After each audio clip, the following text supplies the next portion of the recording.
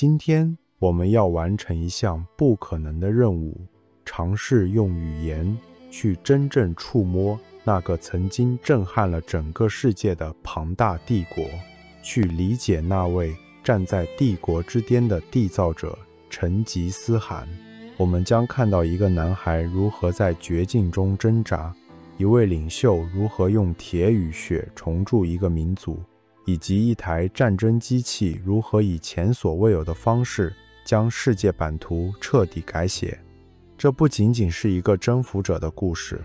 更是一个关于毁灭、秩序、连接与一个全新世界诞生的史诗。要理解成吉思汗，我们必须先理解他诞生的那个世界12世纪的蒙古高原。那地方不是我们想象中宁静和谐的大草原，它更像是一个充满冲突与动荡的地缘政治空间。数十个游牧部落为了牧场、水源和牲畜，常年进行着无休止的征战和劫掠。暴力是一种常态，背叛是家常便饭。更致命的是，南边的巨人女真人建立的金朝，像一个棋手一样，时刻操纵着草原的局势。他们最擅长的就是分而治之，在部落间挑拨离间，扶持一方，打压另一方，甚至在某个部落过于强大时，就进行残酷的剪钉屠杀。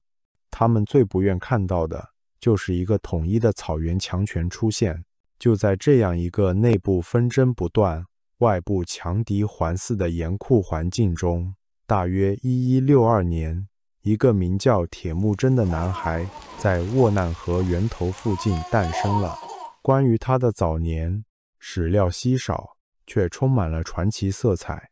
蒙古秘史记载，他出生时右手紧握着一个血块，这在当时被萨满巫师视为他将成为伟大战士的征兆。他的父亲也速该是博尔支金氏乞颜部的一位小首领，算得上是草原上的贵族。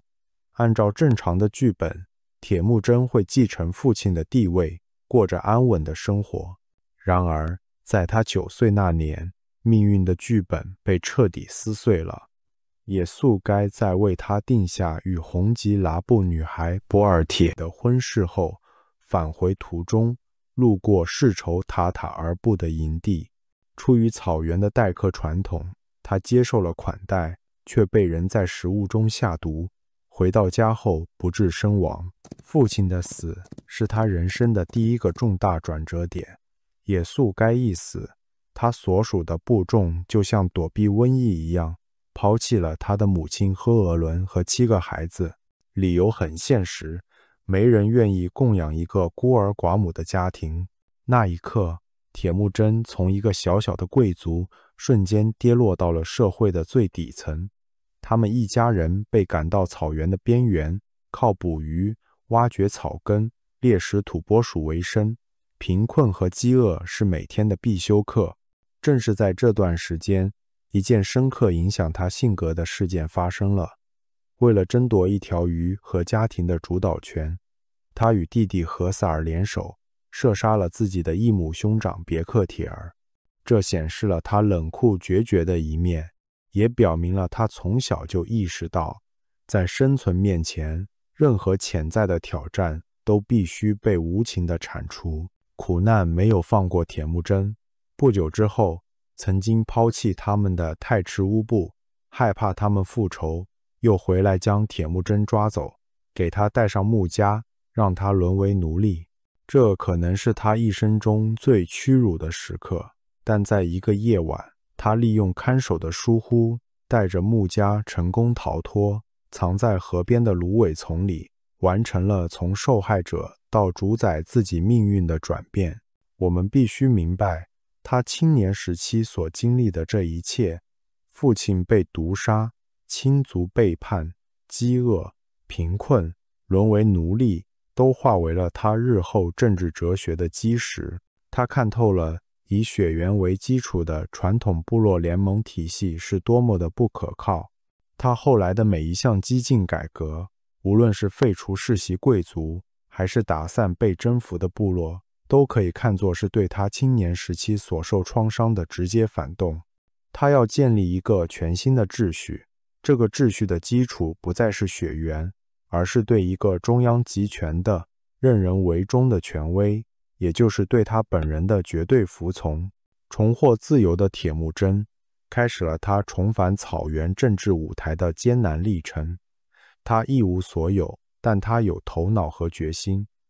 他首先找到了当年定亲的未婚妻博尔铁，并与她完婚。他利用博尔铁唯一的嫁妆一件珍贵的黑貂皮袄作为外交礼物，去拜访了当时草原上最强大的克烈部落首领托沃林勒，也就是王罕。王罕曾是他父亲也速该的安达，看到这件礼物，又念及旧情，便接受铁木真为义子。这次结盟是他政治生涯的天使轮投资。很快，这笔投资就显示出了回报。当博尔铁被世仇蔑尔乞部落掳走时，铁木真依靠王罕和他童年时的安达扎木合的军事援助，成功突袭了蔑尔乞部，救回了妻子。这场胜利不仅让他夺回了妻子，更让他作为一个军事领袖在草原上声名鹊起。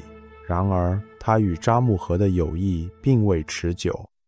随着铁木真的声望越来越高，吸引的追随者也越来越多，两人之间从合作演变为竞争。这场竞争本质上是两种不同领导模式的冲突。扎木合依赖传统的贵族血统和松散的部落联盟，而铁木真则推行一种新兴的基于个人能力和绝对忠诚的集权体系。在早期的13邑之战中，铁木真虽然战败，但这次失败让他更深刻地认识到，由各怀鬼胎的部落首领组成的联军是多么的不可靠。从此，他开始系统性的征服和整合草原。他采取了一种在当时看来极其革命性的策略。在击败一个敌对部落后，他会处死其所有的贵族首领，彻底摧毁其领导核心，然后将被征服的部众和战士完全打散，并入自己的军队和部落之中。这种做法旨在彻底打破旧有的部落认同感，建立一种全新的统一的身份。他用这种方式先后击败并吞并了杀父仇人塔塔尔部，背叛他的义父王罕所领导的克烈部，并最终在1204年击败了强大的乃蛮部落，处死了他一生中最大的对手札木合，从而统一了整个蒙古高原。到1206年，铁木真已经成为这片土地无可争议的主人。他在沃难河源头召开了名为忽里勒台的部落大会，所有部落的首领齐聚一堂，正式建立了大蒙古国。在这次大会上，铁木真被推举为最高统治者，并被授予成吉思汗的尊号。这次大会远不只是一个加冕仪式，它更是一场深刻的社会结构革命的启动仪式。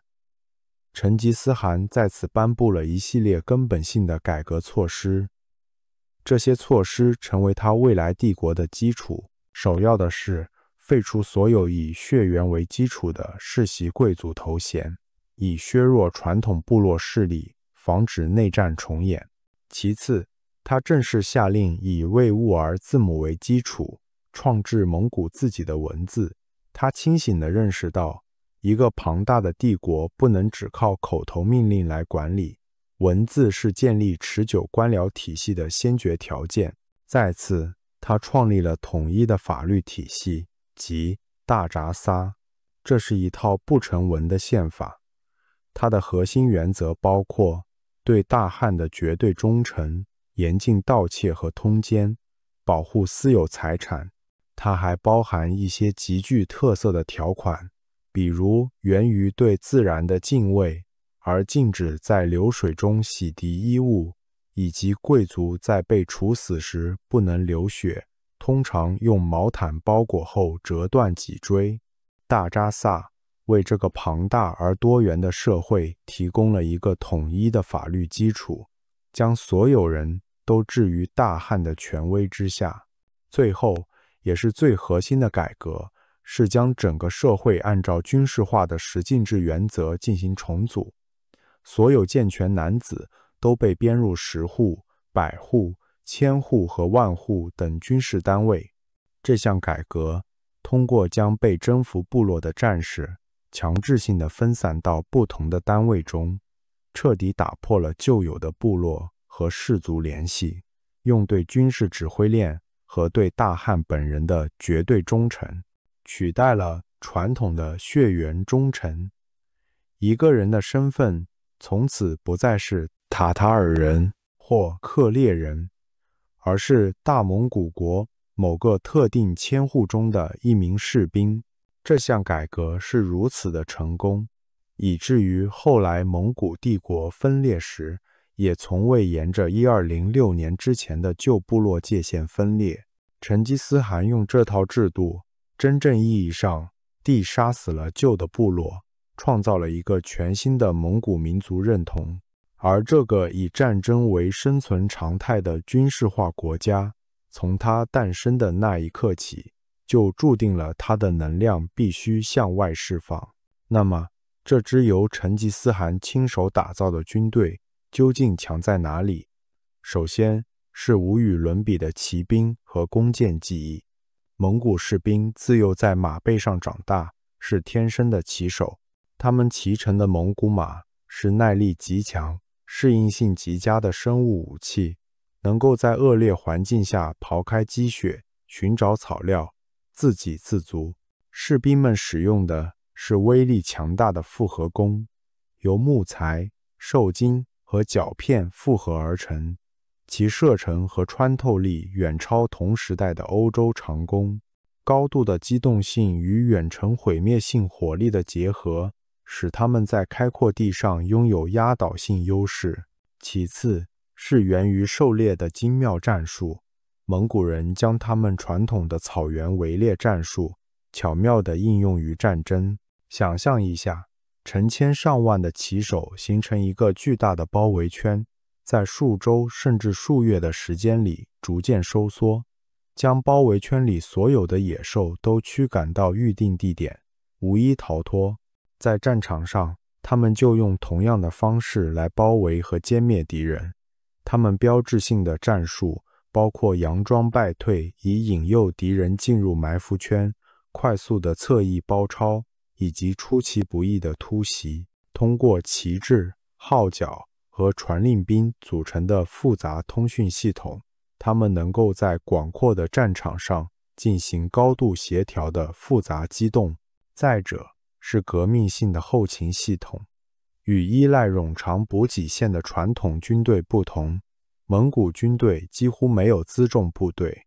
他们依靠庞大的备用马群随行。这些马匹不仅提供了无与伦比的机动性，他们的马奶发酵后制成马奶酒和马血也是士兵的食物来源。这种就地取食和系统的因粮于敌策略，使他们摆脱了后勤的束缚，获得了极大的战略自由度。最后是蓄意的恐怖心理战。成吉思汗将恐怖作为一种精密的心理武器，蒙古人会有意识地散播其残暴的名声，通过夸大屠杀的规模来瓦解敌人的抵抗意志。对于抵抗的城市，他们通常会进行大规模屠杀，然后故意将少数幸存者驱赶到下一个城市，让他们传播蒙古人恐怖的消息，从而劝说其他城市投降。这种策略旨在以最小的代价换取最快的征服。这个系统在设计上就蕴含着一种自我驱动的扩张需求，它建立在功勋制之上，需要不断通过战利品来奖赏有功的将士，同时将被征服的士兵编入军队的政策，意味着这台军事机器在不断壮大，它需要更广阔的土地和财富来维持和激励。因此，持续的征服不仅是帝国扩张的手段，更是维持这套军事体系运转的必要条件。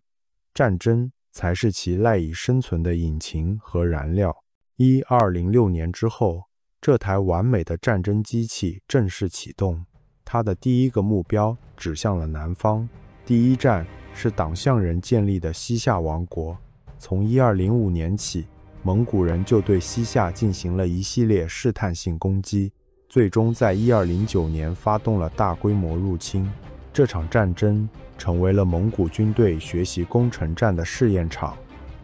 面对西夏首都兴庆府的坚固城防，蒙古人甚至尝试掘开黄河大堤，用水淹没城市。尽管未能成功，但西夏国王最终被迫求和，向蒙古称臣纳贡。第二站是女真人建立的金朝。这场战争既有为先祖复仇的情感因素，也有打破金朝长期压迫的战略考量。导火索是1211年，金朝新皇帝完颜永济即位，要求成吉思汗跪拜受诏。成吉思汗以向地上吐唾沫的方式表示了蔑视与决裂，随即发动南侵。在关键的野狐岭之战中，蒙古军队约10万人，面对金朝近50万的大军，在数量上处于绝对劣势。然而，凭借卓越的机动性和战术，蒙古人取得了决定性胜利，摧毁了金军主力。1215年，蒙古军队攻陷了金朝中都金北京。这次胜利不仅带来了巨额财富，更重要的是，他们获得了大量汉族工匠、学者和官僚，其中包括后来对蒙古帝国行政体系建设起到关键作用的契丹贵族耶律楚材。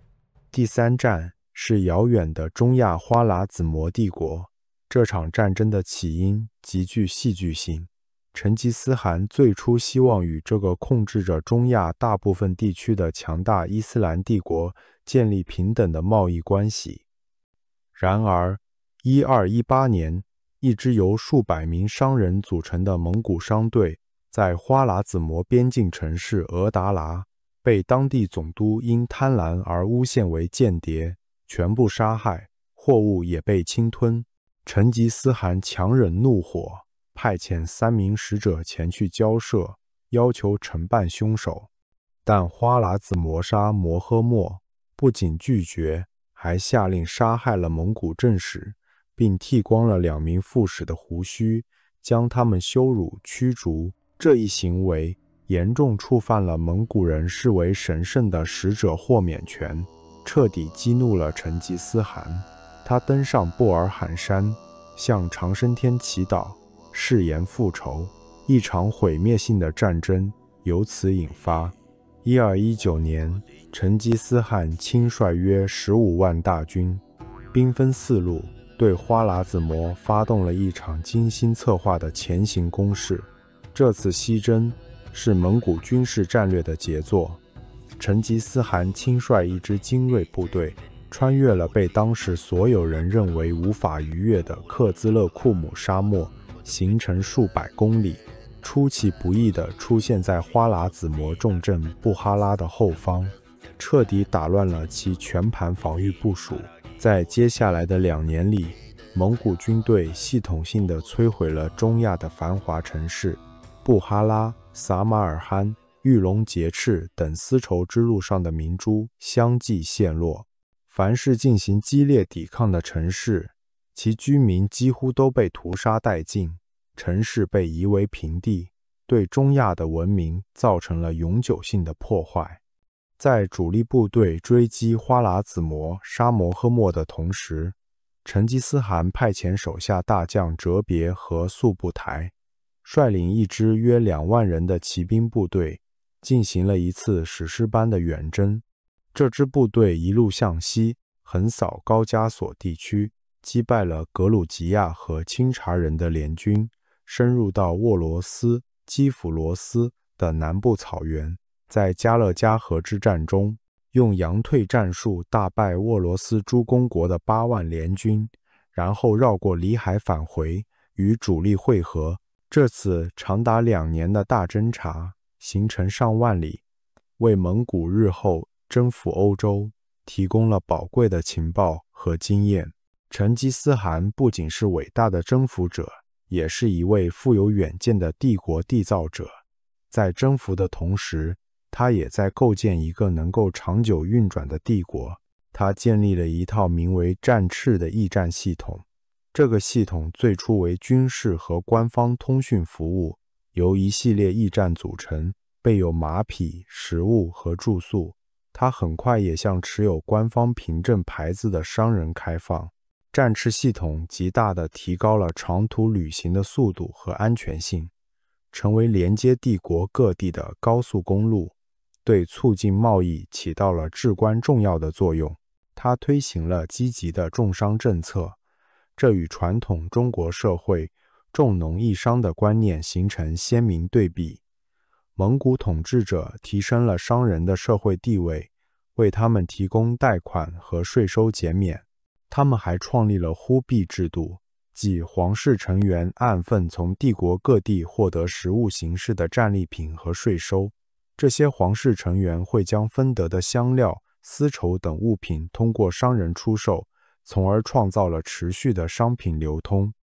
这实际上创造了一个整合的欧亚经济区，是现代全球化的早期雏形。在宗教方面，他推行了高度宽容的政策。他本人信奉萨满教，但他允许其帝国境内的所有宗教自由发展。佛教、伊斯兰教、基督教等各种宗教的领袖都被豁免了税务和徭役。这种宽容主要源于政治上的务实主义，旨在拉拢各地的宗教领袖，协助管理被征服的民众。当然，这种宽容是有底线的，所有人的最高忠诚对象必须是大汗。1226年，成吉思汗的晚年依然在征战中度过。他发动了对西夏的最后一次远征，因为西夏曾背叛盟约，这次远征是一场旨在彻底毁灭的惩罚性战争。1227年8月，在围攻西夏都城的过程中，成吉思汗病逝于军中，享年约66岁。他的陵墓至今仍是历史上最引人入胜的谜团之一。据传说，他临终前要求实行秘葬，不留任何标记。他的灵柩被秘密运回蒙古草原，所有参与葬礼的人员和沿途遇到的活物都被处死，以防泄露地点。之后，数千匹马被驱赶到墓地上反复践踏，以抹去一切痕迹。在他去世前，他精心安排了继承问题，指定性格宽厚的三子窝阔台为下一任大汗。同时，他将庞大的帝国领土分封给了他与正妻博尔帖所生的4个儿子的家族，作为他们各自的兀鲁斯封地。这一分封奠定了日后4大汗国的基础。长子术赤一系获得了咸海以西的清察草原，次子察合台获得了中亚，三子窝阔台获得了西蒙古，而幼子托雷则继承了蒙古本土的核心领地。现在，当我们回顾这一切，我们该如何评价成吉思汗的遗产？这是一个复杂且充满矛盾的问题。一方面，他是一位冷酷无情的征服者，其发动的战争导致了数百万人的死亡和多个古老文明的毁灭。从波斯到罗斯的编年史中，它都是上帝之鞭，是末日的象征。但另一方面，他是一位极具远见卓识的统一者和国家缔造者。他从零开始，建立起人类历史上版图最辽阔的陆地帝国。